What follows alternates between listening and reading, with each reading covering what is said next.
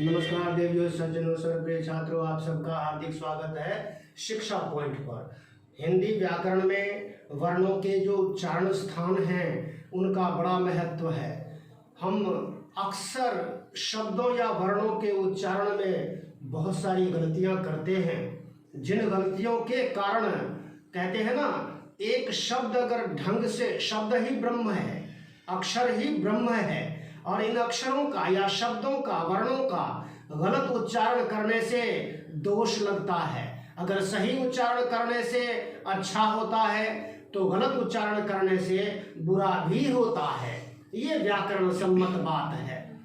वर्णों में जो विशेष वर्ण हैं उनका तो विशेष उच्चारण होता है। तो यहाँ आ से लेकर के ज्य तक सभी अक्षरों के उच्चारण स्थान अलग अलग है। उच्चारण स्थान होते क्या हैं? हमारे मुख में, मुंह के अंदर सबसे बड़ा रोल तो होता है हमारी जिह्वा का, अर्थात जीभ का। इसके बिना तो किसी अक्षर का या वर्ण या शब्द का उच्चारण हो ही नहीं सकता। इसके बाद जीभ का रोल तो होता ही है। यही जीभ जब मुख के अंदर के अनेक अंगों को छूती है और छू करके जब हवा मुख से बाहर निकलती है तो अलग अलग शब्दों या वर्णों का उच्चारण होता है। जहां से मुख के जिस हिस्से को जबान छूती है और वर्णों का उच्चारण होता है, उन स्थानों को ही उच्चारण स्थान कहते हैं। देखते हैं संस्कृत व्याकरण में, पाणिनिकृत संस्कृत व्याकरण के अंदर जो परिभाषा है उस परिभाषा पर आधारित, चूंकि हिंदी व्याकरण संस्कृत व्याकरण से ही उत्पन्न है और संस्कृत भाषा से ही हिंदी सहित तमाम भाषाओं की उत्पत्ति हुई है, ये तो जग जाहिर है। तो उसी को आधार बना करके यहां मैं इसकी व्याख्या प्रस्तुत कर रहा हूं। सबसे पहला है,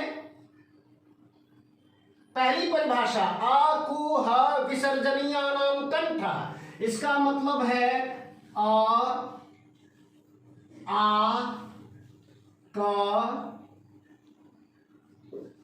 ख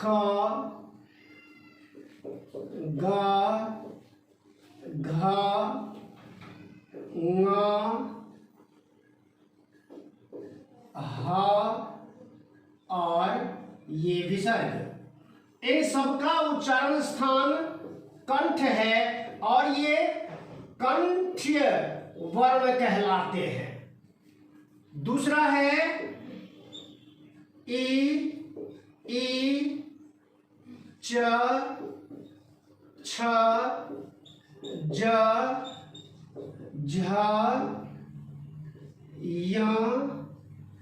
य और श। इन सबका उच्चारण स्थान है तालु। और ये तालव्य कहलाते हैं। ये सारे अक्षर तालव्य अक्षर कहलाते हैं, तालव्य वर्ण कहलाते हैं। और ये कंठ, तालु, इन सबका देखेंगे कहां कहां पर ये मुख में स्थित हैं। पहले ये पूरी व्याख्या देख लेते हैं। तीसरा आता है री ट ठ ड ढ ण र और ये श। इन सबका उच्चारण स्थान है मूर्धा और ये सारे शब्द अक्षर मूर्धन्य कहलाते हैं। ये मूर्धन्य वर्ण कहलाते हैं। इसके आगे है त थ द ध न ल और ये स।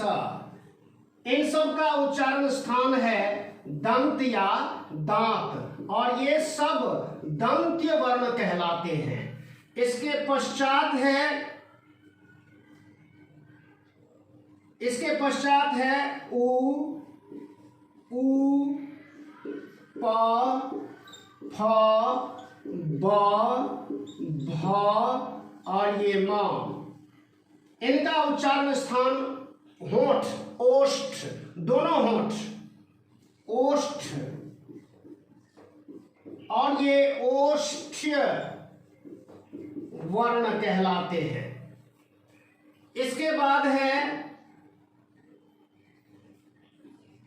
ए, आई। इनका उच्चारण स्थान है कंठ और तालु, इसीलिए ये कंठ तालव्य कहलाते हैं, कंठ तालव्य कहलाते हैं। इसके बाद है ओ और औ। ये कंठ, कंठ जमा ओष्ठ, इसीलिए ये कंठौष्ठ, कंठौष्ठ्य ऐसा कहलाते हैं, कंठौष्ठ्य वर्ण। अगला है आठवां, ये है व। इसका उच्चारण स्थान है दंत जमा ओष्ठ, इसीलिए ये दंतौष्ठ्य कहलाते हैं। ये 8।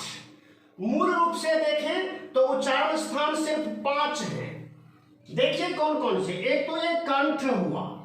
कंठ यहां अंदर जो हिस्सा होता है, जब हम मुंह के अंदर की बात करें, जहां से जबान की शुरुआत होती है, वहां कोमल कंठ होता है। इन सभी वर्णों का उच्चारण वहीं से होता है। आप देखिए का जब हम बोलते हैं तो हमारी जुबान यहां काम करती है अंदर के हिस्से में। इसके बाद ये ई, दोनों तरह की छोटी और बड़ी ई और च वर्ग के सारे अक्षर, और ये या और ये श। ध्यान दीजिएगा, इस श का उच्चारण करने में बहुत गलतियां करते हैं, पढ़े लिखे लोग भी करते हैं, जानकारी प्राप्त व्यक्ति भी ये गलती करता है। तो ये गलती क्यों होती है? क्योंकि जहां से हम ये च, छ, ज, च, श, देखिए शुद्ध उच्चारण वहीं से होगा इसका। तो चा जहां से बोलते हैं वहीं से ये तालव्य श बोला जाता है, जैसे शिक्षा, शिक्षक, शरीर, तो ये शुद्ध उच्चारण हुआ।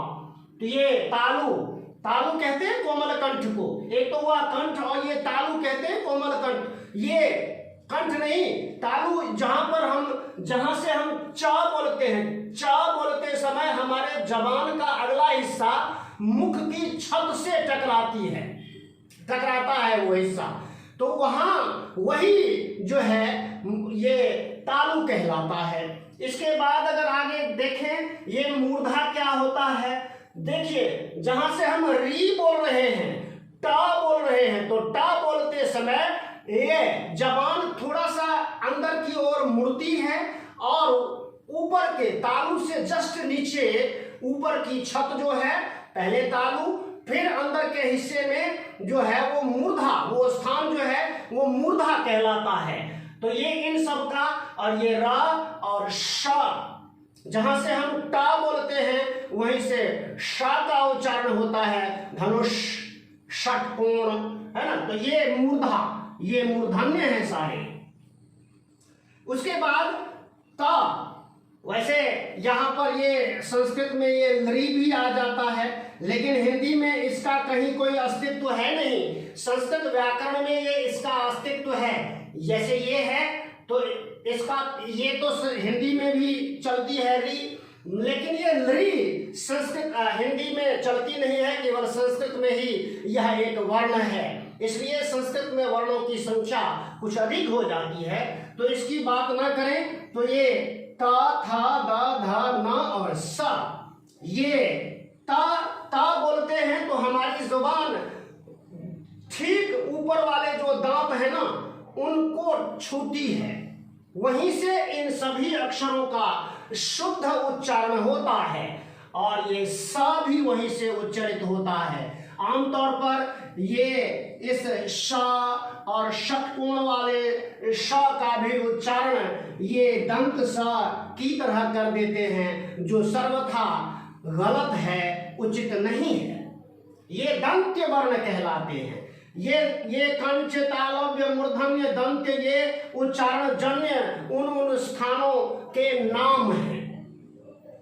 ये भी नाम है, कंठ तालु ये तो अंग है, और ये उच्चारण जन्य जो है उनके नाम हैं। इसके बाद देखिए ऊ, छोटा ऊ, बड़ा ऊ, प वर्ग के सारे 5 के 5 अक्षर, इनका उच्चारण होठों से होता है। प हम तभी बोलते हैं, बा हम तभी बोल सकते हैं जब दोनों ऊपर और नीचे दोनों होठ आपस में मिल जाते हैं, तभी उनका उच्चारण संभव होता है। लेकिन ऊ बोलते समय दोनों मिलते तो नहीं हैं, लेकिन गोल आकार हो जाता है ऊ, है ना। तो इसलिए ये होठों से ही बोले जाते हैं, यही इनका उच्चारण स्थान है और ये ओष्ठ्य वर्ण कहलाते हैं। इसके बाद देखिए ए और ऐ, इन दोनों का उच्चारण कंठ से भी होता है और तालु से भी होता है। कंठ तालव्य इसीलिए ये कहलाते हैं। फिर ओ और औ, ये कंठ और ओष्ठ, कंठ भी है होठ भी, दोनों होठ भी थोड़े गोल होते हैं और कंठ का तो अहम रोल है ही, तो ये ओ औ का उच्चारण होता है, इसीलिए कंठौष्ठ्य कहलाते हैं ये दोनों। लास्टली अंत में ये व आता है, अकेला है ये अपने वर्ग में। इसका उच्चारण स्थान दांत और होठ, इसीलिए ये दंतौष्ठ्य कहलाते हैं। अब यहां थोड़ा सा ध्यान देने योग्य बात है, जब हम अंग्रेजी में वन बोलते हैं ना, 1 2 3 वाला वन बोलते हैं, तो वहां पर केवल होठ ही गोल होते हैं, दोनों दांत का कोई रोल नहीं होता है। इसी को अगर हम हिंदी में बोले वन और वन, दोनों के उच्चारण में फर्क है। ये तो जंगल, जिसको वन हम बोलते हैं तो जंगल उसका अर्थ है, और वन अगर हम इंग्लिश वाला वन बोलते हैं तो उसका अर्थ है एक। तो वन अंग्रेजी में और वन इंग्लिश में, जहां हमारा होठ ये जो है दांत और होठ दोनों मिलते हैं तो शुद्ध उच्चारण होता है वा, न कि वा। अंग्रेजी में केवल वा, वहां पर दांत का कोई रोल नहीं है, केवल होठों का रोल है। जबकि हिंदी वाला जो वा है उसमें दांत और होठ दोनों का रोल होता है। तो ये सारे उच्चारण स्थान हुए। सारे बच्चे ये सभी कक्षाओं के लिए, ये पहली क्लास 5वीं 6वीं तक और 8वीं से लेकर 10वीं तक के बच्चों को ये पढ़ाया जाता है। हालांकि व्याकरण में कोर्स में कहीं पर ये उच्चारण स्थान होता नहीं है और इससे संबंधित कोई प्रश्न भी नहीं पूछे जाते हिंदी भाषा में।